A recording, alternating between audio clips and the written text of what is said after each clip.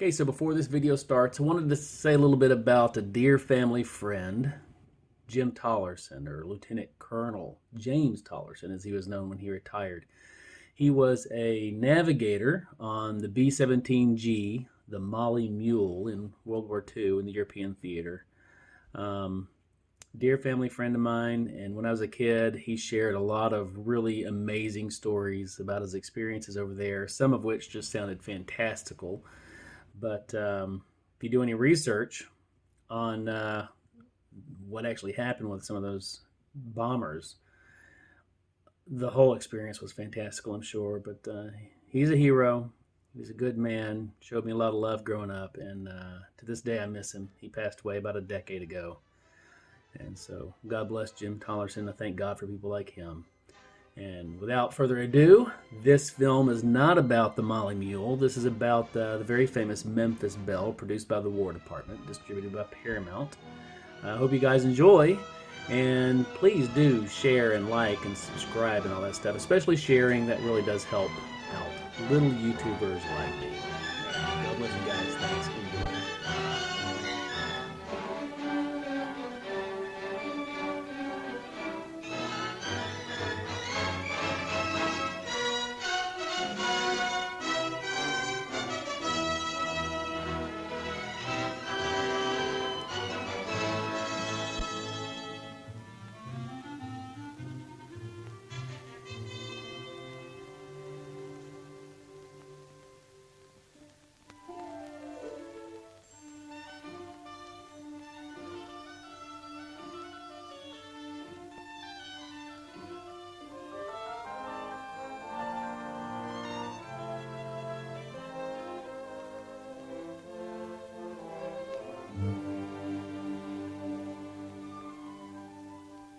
This is a battlefront like no other in the long history of mankind's wars.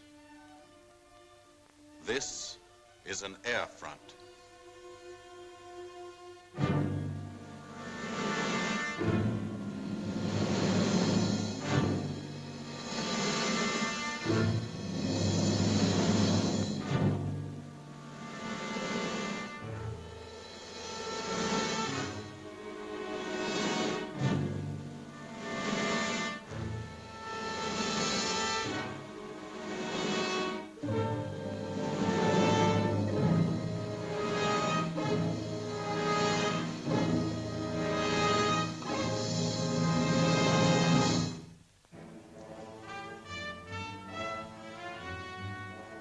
The working day begins, as it will end, with the ground crews, as much a part of the fortress as her wings.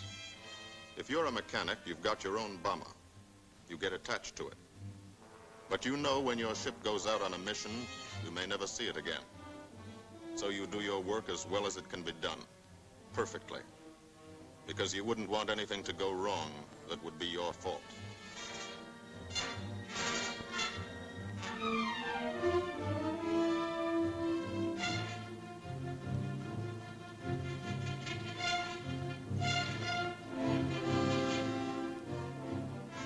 Today, the bombs will be taken from these bomb dumps somewhere in England and delivered to specific points in Wilhelmshaven, Germany.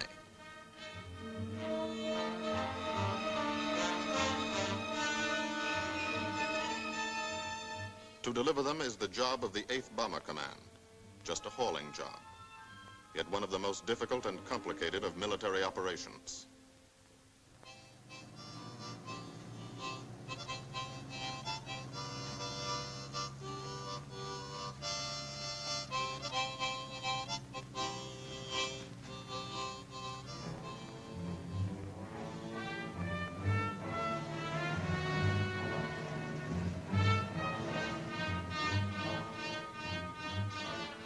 General-purpose demolition bombs, impact velocity as high as 750 miles an hour, pierce 5 inches of armor plate, destroy a factory.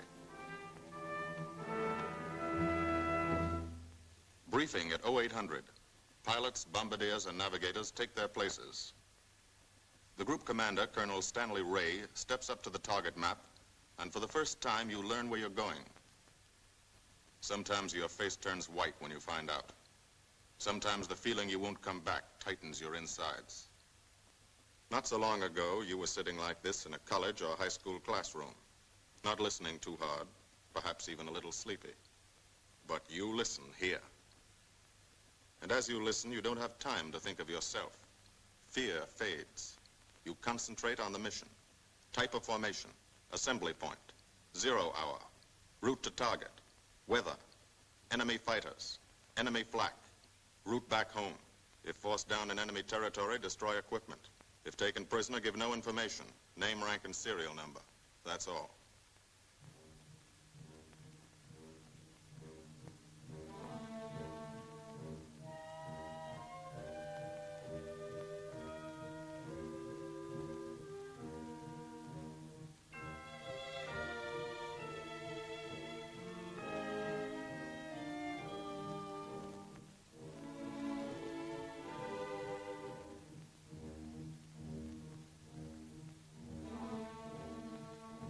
These are the passengers with one-way tickets.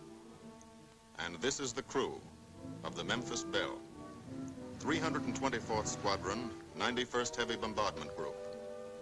Just one plane and one crew in one squadron, in one group, of one wing, of one Air Force, out of 15 United States Army Air Forces. Well, fellas, we've never had an easy ride over there yet. And today won't be any different. No escort except unfriendly. So keep your eyes peeled. Don't get excited and yell when you're talking on the intercom. Save your ammunition and make your shots count. And let me know what goes on back there, Quinlan. Yes, sir. Stay on the ball, gang, and she'll bring us back like she's always done. Okay? Let's go.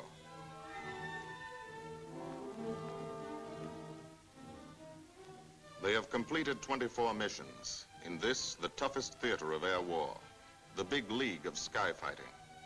Their experience is priceless. And so, if the Memphis Belle comes back this afternoon, they will be sent to bring the vital lessons they have learned to thousands of air crew men in training at home. Home is America.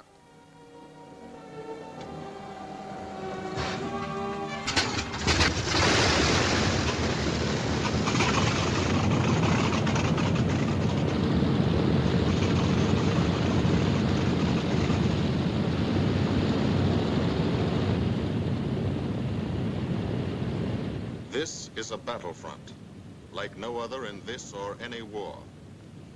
No monster armies, no booming cannon. Only the roaring engine sound of the bombers pounding through the quiet English countryside. This is an air front.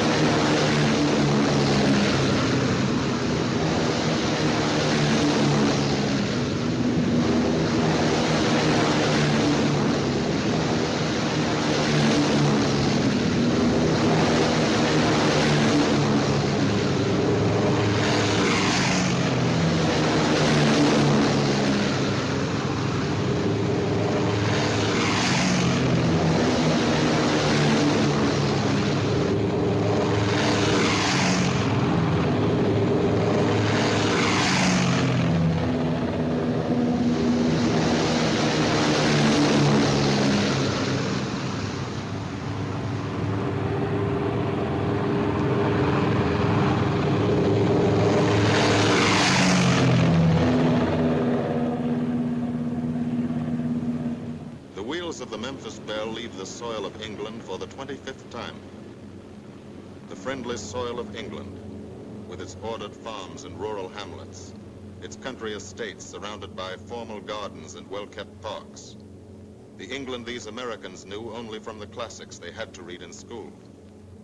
The England of the towns and cities, whose people have defended their island's freedom for over 1,000 years. But today, their countryside has changed.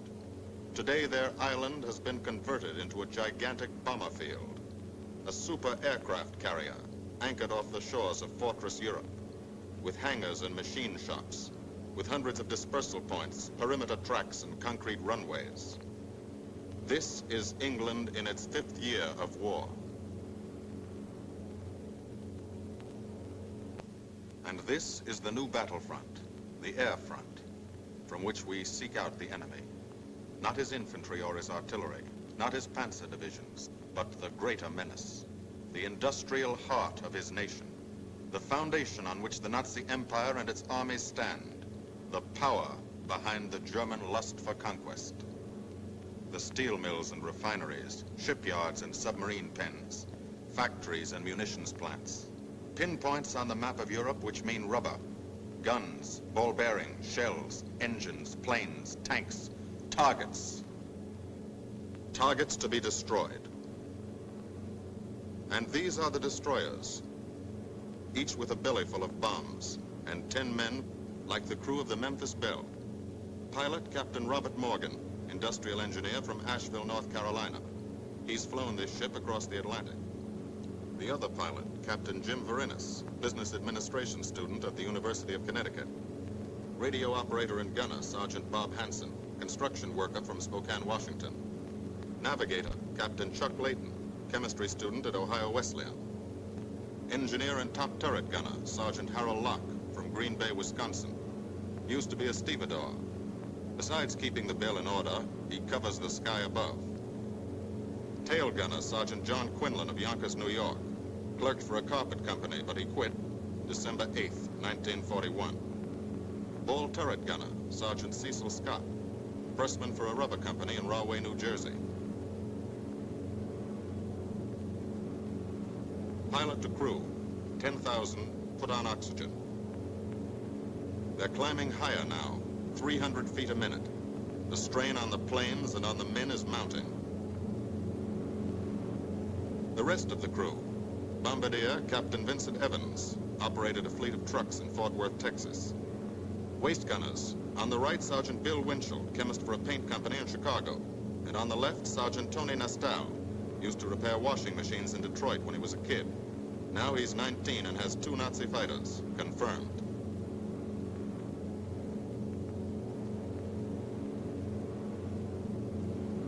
It takes all of a pilot's strength to keep a 30-ton fortress in tight formation. But the formation is the bomber's best defense against enemy fighters. The planes are deployed to uncover every gun, stepped up and down, echelon to the right and left, arranged to overcome the danger of gunners firing into friendly ships, arranged so concentrated cones of fire from the caliber 50 machine guns cover the sky for 1,000 yards in every direction.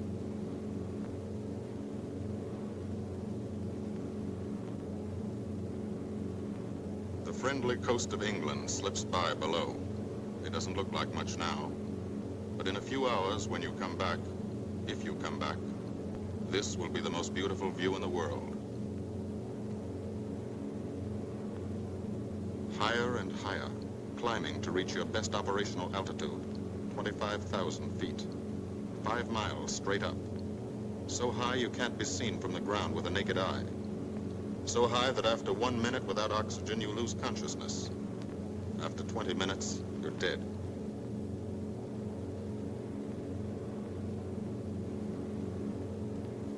From now to the target, you go about your routine duties, plot your course, check your equipment, and wait, and think. Higher and colder. Temperature 40 degrees, below zero. Take off your glove and you lose some fingers. You look out at the strange world beyond. reflections in plexiglass, like nothing you ever saw before, outside of a dream.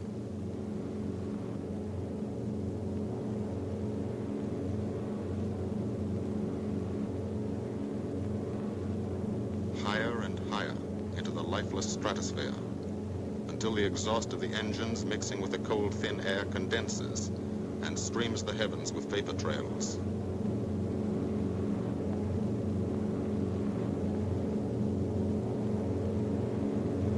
To the men in the ships, they're far from beautiful, for they point like beckoning fingers to the formation, signposts in the sky for the enemy to spot us.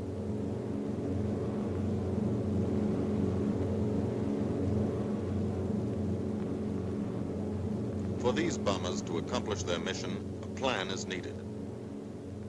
Carefully worked out, timed to the minute. The job is to bomb Wilhelmshaven effectively and economically. The enemy is strong, skillful, determined to stop us. Here are his defenses. Airdromes, well dispersed. Each plane indicates a Staffel, or squadron of fighters.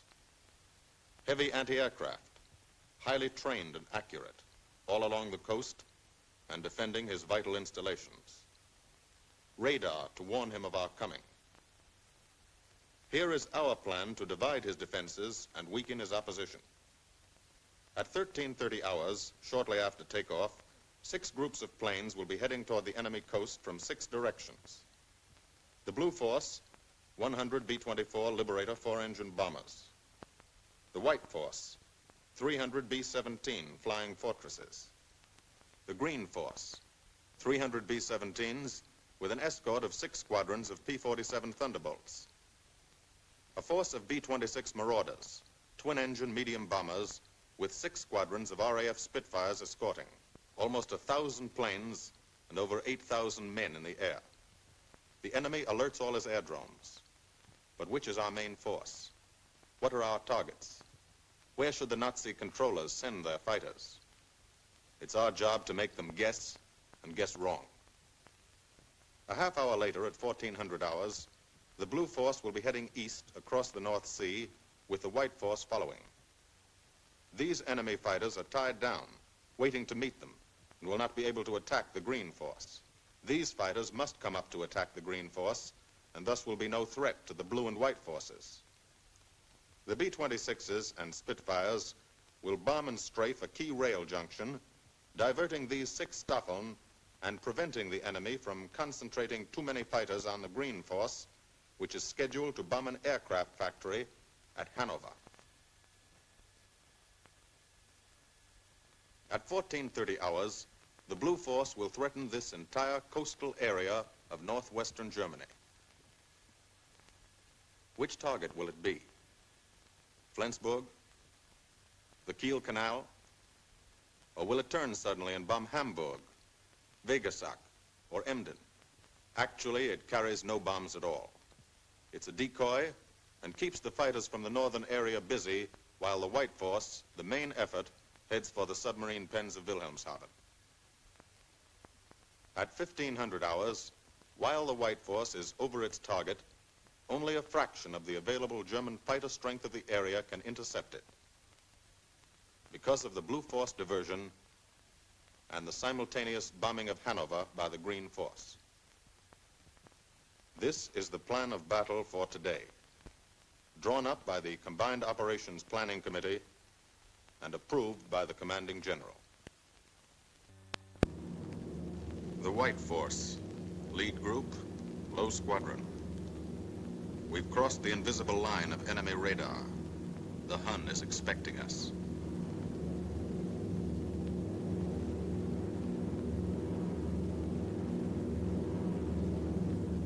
Steel helmets go on. Watchful eyes strain.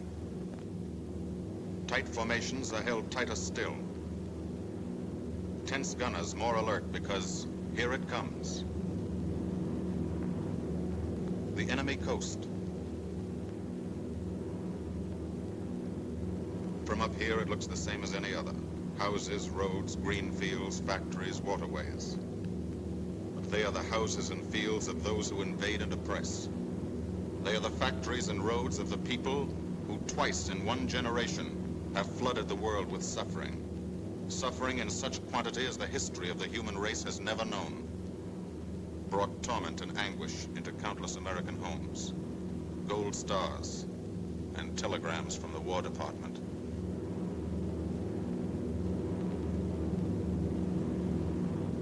The first flak, just harmless-looking, silent puffs of smoke. Only each puff is a shell exploding, throwing shrapnel around the sky. Exactly the range, accurate flak by radio prediction. 5 miles down, Nazi anti-aircraft batteries have calculated the altitude, speed, and course. Where will the next one hit? You try not to be there.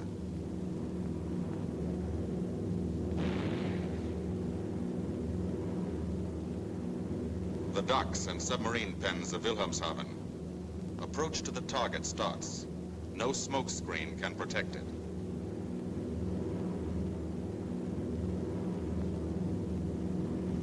Now the enemy knows the path of your approach and walls that path with a flak barrage, but you fly right through it. Flak so thick you can get out and walk on it.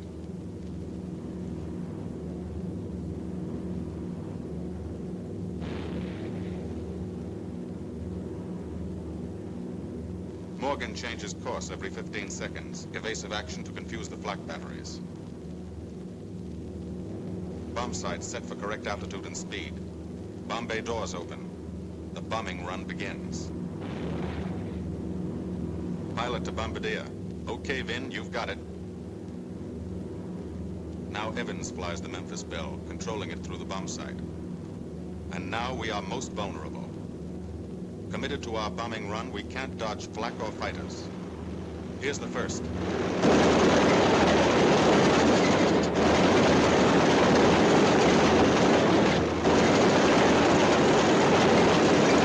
Top turret fires at him. Evans must ignore the battle. Crosshairs lined up on target. Adjustments for wind drift made. 2 more fighters diving from 9 o'clock. Flak now has the range too. They've hit this fort, but he keeps on his bombing run.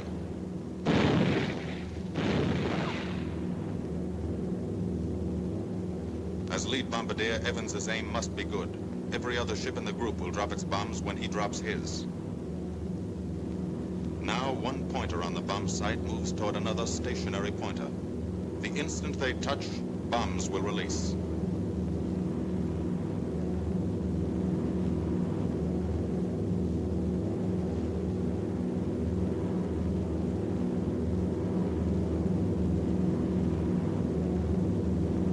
They touch. Bombs away.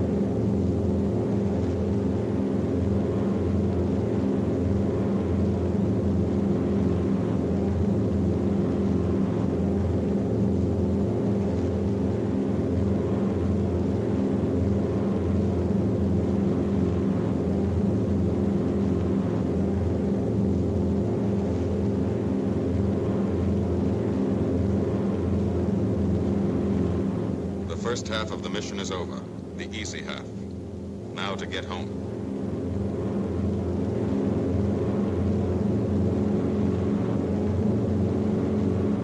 The flak stops. That means fighters out there somewhere. A staffer lurking behind that cloud, or hiding up in the sun where the glare blinds you, and you can't see them, waiting to dive down on you. Fighters at 6 o'clock. This is what a gunner sees. A speck in the sky. That's a fighter. And then a blink. That means he's firing at you. 2,300 rounds a minute.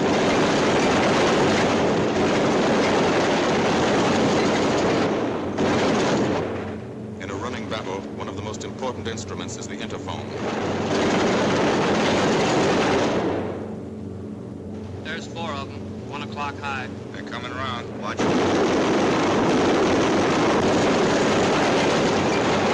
2 fighters, 6 o'clock up, coming in. Diving out, Chief.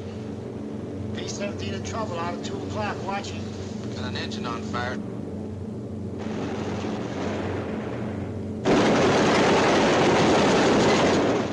There's 2 more diving through the 94th. 3 planes, 9 o'clock, coming around. Keep your eye on them, boy. Coming around to 10. Watch them, Chuck. Keep your eyes open. Yeah. They're breaking 11, breaking 11. I got them.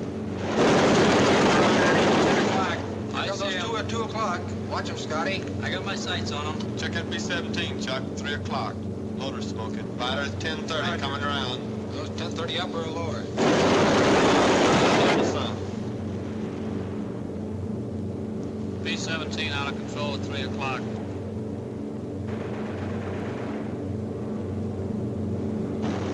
Come on, you guys, get out of that plane. Bail out. There's one. He come out of the bomb bay. Yeah, I see him. There's a tail gunner coming out. Watch out for fighters.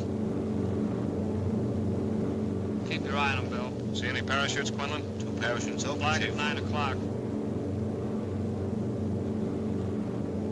8 men still in that B-17. Come on, Get out of there. There's 3 more chutes. Flak, 11 o'clock. Fighters, 6 o'clock. ME-109 at 3 o'clock. Keep after him, Winchell. I see him. I'm on him. Come on, use me.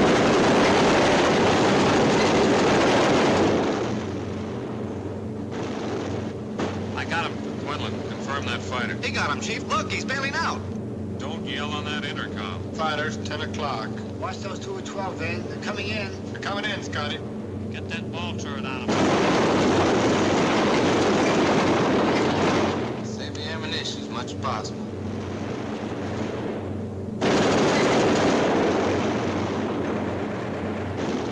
Watch that fighter coming in at 3 o'clock. He's coming in a half roll. Pull her up, Chief. Pull her up. Hurry.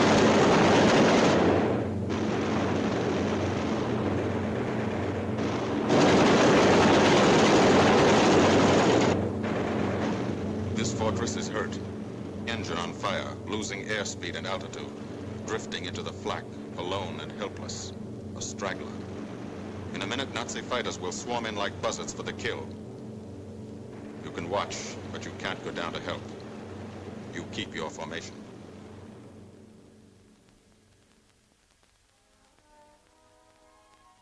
Here, too, the mission is being flown. None the less real for being in the minds and hearts of these men behind. Ask anybody who's been to a field in England, or anywhere else our bombers are based, and he'll tell you that there's drama here, too. Waiting to see who's coming back. To watch them, you might not realize how tense these ground crews are. But they are tense, and plenty worried. In Air Force talk, this waiting is known as sweating out the mission. These men know the flight plan. Their watches told them when the bombers were running into enemy flak, when they were over the target, when they left the enemy coast. And now their watches tell them the bombers should be nearing the field. Every ear strains for the first sound of the engines. And then somebody hears them. And somebody sees the first faint specks in the distant sky.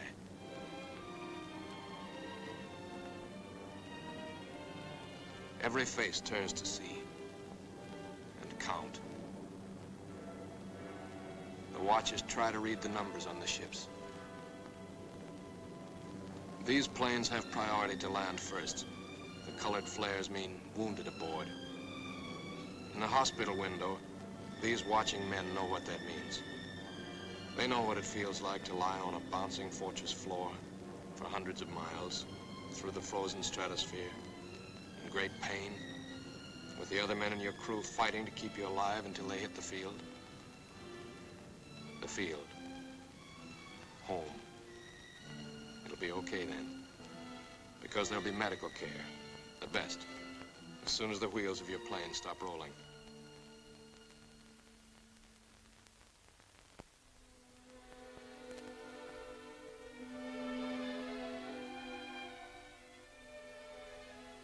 Head wound. Concussion.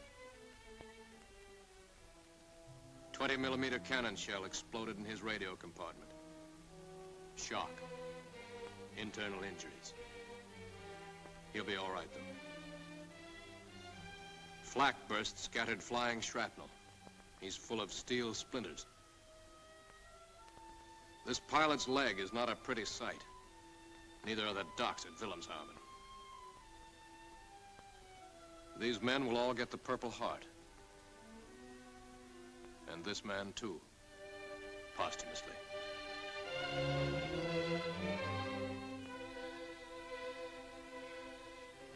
A transfusion right in the plane. This gunner's too weak to be moved. The new life-giving blood flowing into his veins might be the blood of a high school girl in Des Moines, a miner in Alabama, a movie star in Hollywood, or it might be your blood, whosever it is. Thanks. 36 planes left this field this morning. Now 6 more arrive. That makes 20 home. And this one's 21. More wounded aboard.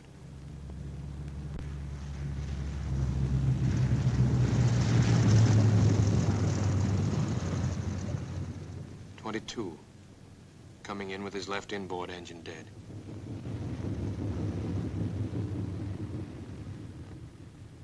.23, with a feathered prop on his left outboard engine.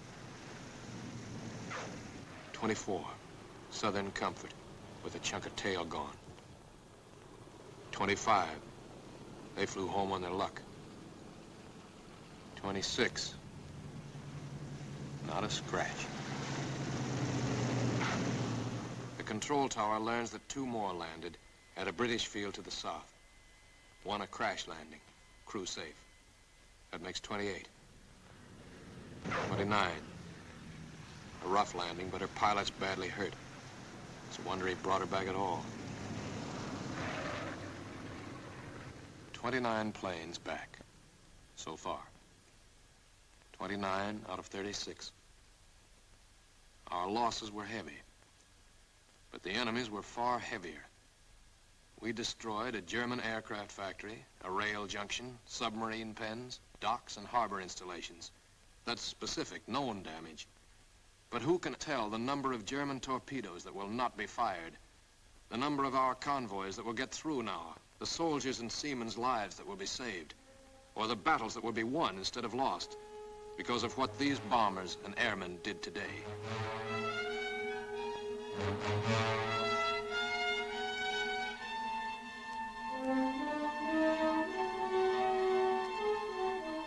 Pilot and tail gunner. They can laugh now. Fire on the inboard engine did this. Flames streaked back and burned the stabilizer, too. Another crew luck brought back.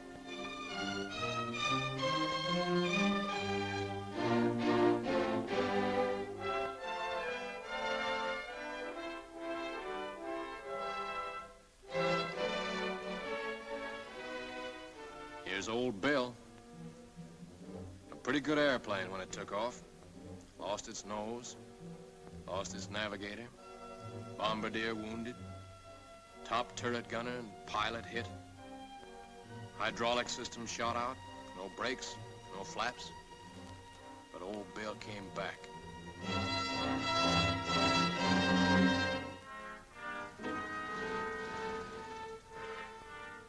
Now, among the returned crew members, talk flows like a river, talking out every detail of the mission. These are the faces of combat, faces of Americans who have watched their comrades die, faces that can never forget the enemy, and they're in no mood to have their picture taken.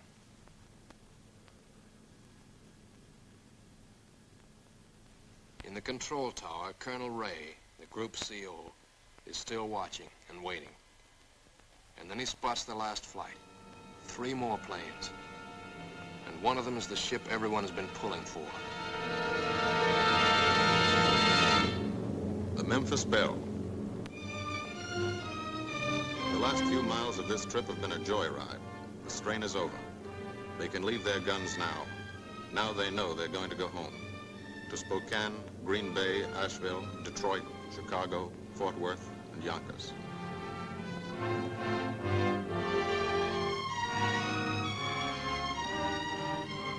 The Belle comes in for her landing, but first Morgan buzzes the field, cuts the grass with the giant fortress. It's against the rules, but this is a special occasion.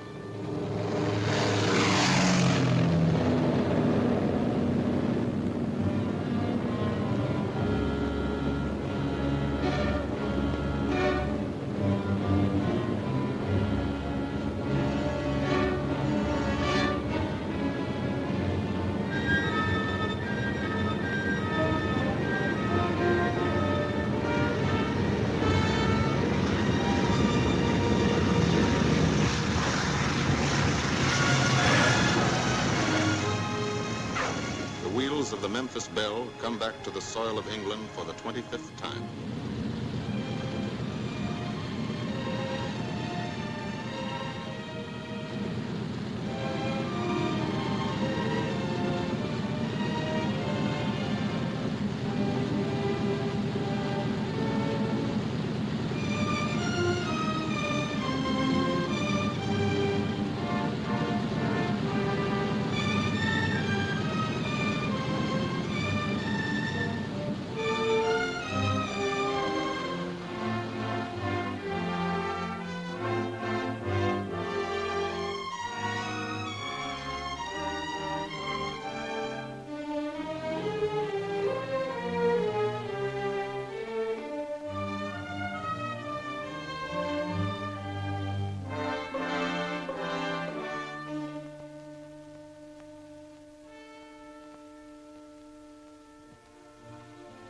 This is a day they will never forget.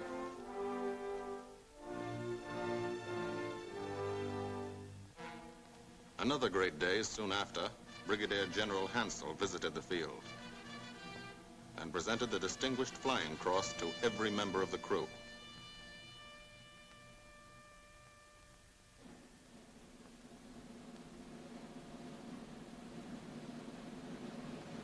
And then there was another day.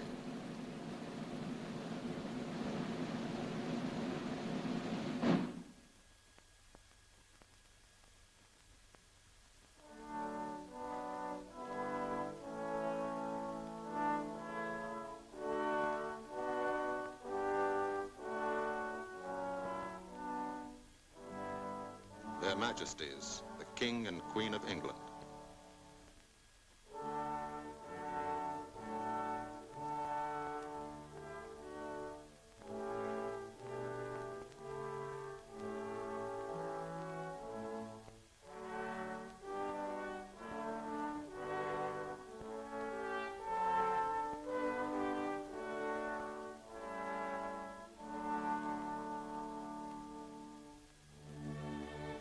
Johnny Quinlan never thought anything like this would happen to him when he left Yonkers.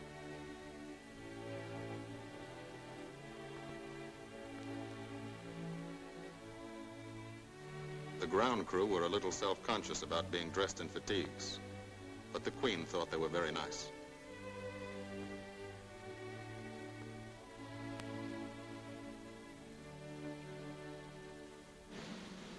Finally, two more visitors came.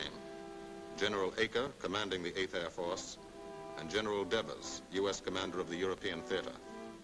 The Belle crew received them in flying clothes, as General Acre read the order for what he called their 26th and most important mission. Return to America to train new crews and to tell the people what we're doing here.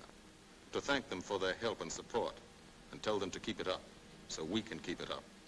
So we can bomb the enemy again and again and again until he has had enough. And then we can all come home.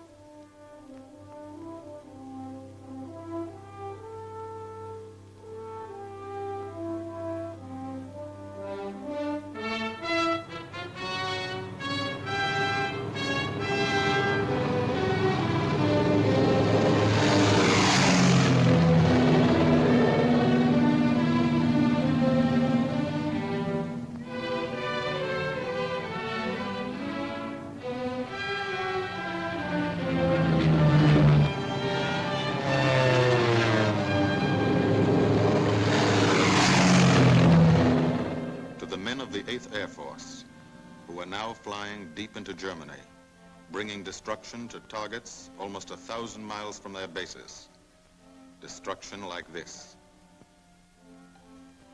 And who have never once been turned back by the enemy. To those men, this film is gratefully dedicated.